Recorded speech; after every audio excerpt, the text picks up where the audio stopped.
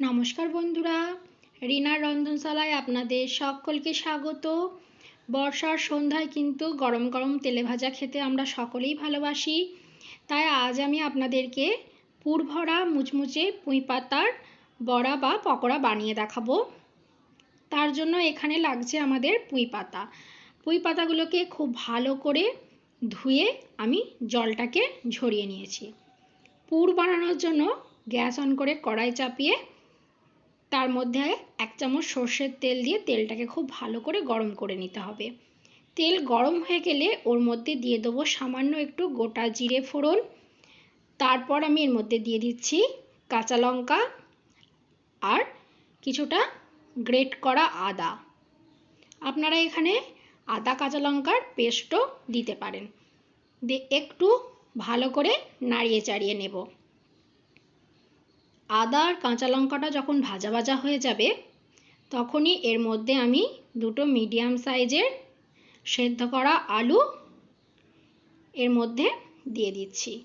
দিয়ে খুন্তির সাহায্যে খুব ভালো করে নাড়িয়ে চাড়িয়ে নিতে হবে।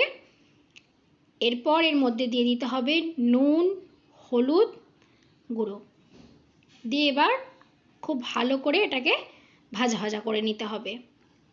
দেখুন এইভাবে খুন্তির সাহায্যে করে করে দিলে কিন্তু আলুটা খুব সুন্দরভাবে ম্যাশ হয়ে যাবে। দেখুন বেশ খানিকক্ষণ ভাজা ভাজা করে নেওয়ার পর এবার আমি এর মধ্যে দিয়ে দিচ্ছি ভাজা মশলা। এখানে গোটা ধনে, জিরে আর শুকনো লঙ্কা শুকনো খোলায় ভেজে গুঁড়ো করে নিয়েছি। দিয়ে সেটাকে দিয়ে খুব ভালো করে নাড়িয়ে চাড়িয়ে নিয়েছি। দেখুন পুরটা রেডি হয়ে গেছে। এবার একটা প্লেটের মধ্যে নামিয়ে ঠান্ডা করে নেব। আর এধারে দেখুন একটা বাটিতে আমি 1/2 কাপ বেসন নিয়ে নিয়েছি। তার মধ্যে দিয়ে দিচ্ছি স্বাদ অনুযায়ী নুন, কালো জিরে, সামান্য একটু হলুদ গুঁড়ো। শুকনো উপকরণগুলোকে হাতের সাহায্যে ভালো করে মিশিয়ে নিতে হবে। এবার অল্প অল্প করে জল দিয়ে আমি একটা ব্যাটার রেডি করে নেব। দেখুন ঠিক এইরকম একটা ঘনত্বের ব্যাটার রেডি করেছি। খুব একটা পাতলাও নয় আবার খুব একটা ঘনও নয়। আর ব্যাটারটাকে একপাশে রেখে দেব। আর যে পুঁই পাতাগুলোকে আমি নিয়েছিলাম সেখান থেকে একটা পুঁই পাতা নিয়ে নিয়েছি। আর যে আলুর পুরটা রেডি করে রেখেছিলাম সেখান থেকে অল্প একটু আলুর পুর নিয়ে এইভাবে পাতলা করে পুঁই পাতার উপরে লাগিয়ে দেব।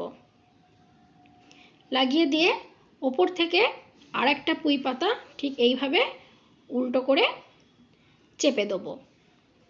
দেখুন এইভাবে সবগুলোকে রেডি করে নিয়েছি।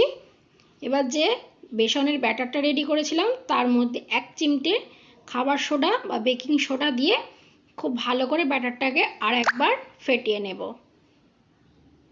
দেখুন ব্যাটারটা এবার একদম রেডি হয়ে গেছে। এবার যে আলুর পুর ভরে পুঁই পাতাগুলোকে রেডি করে রেখেছিলাম সেটা একটা বেসনের মধ্যে ডুবিয়ে নিয়েছি।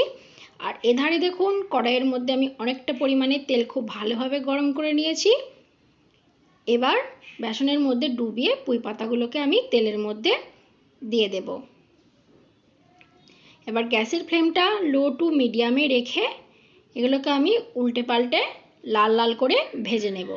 যতক্ষণ না এগুলো মুচমুচে হচ্ছে ততক্ষণ কিন্তু এগুলোকে উল্টে পাল্টে আমি ভেজে নিয়েছি। এবার তেল ঝরিয়ে উঠিয়ে নেব। তেল ঝরিয়ে উঠিয়ে নিয়ে বাকিগুলোকেও সেমভাবে ভেজে নেব। দেখুন সমস্তগুলো ভেজে নেওয়া হয়ে গেছে। তৈরি হয়ে গেছে পুঁই পাতার পকোড়া।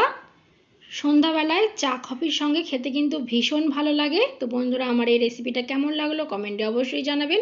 ভিডিওটা ভালো লাগলে একটা লাইক করে চ্যানেলটিকে সাবস্ক্রাইব করে দেবেন। ধন্যবাদ।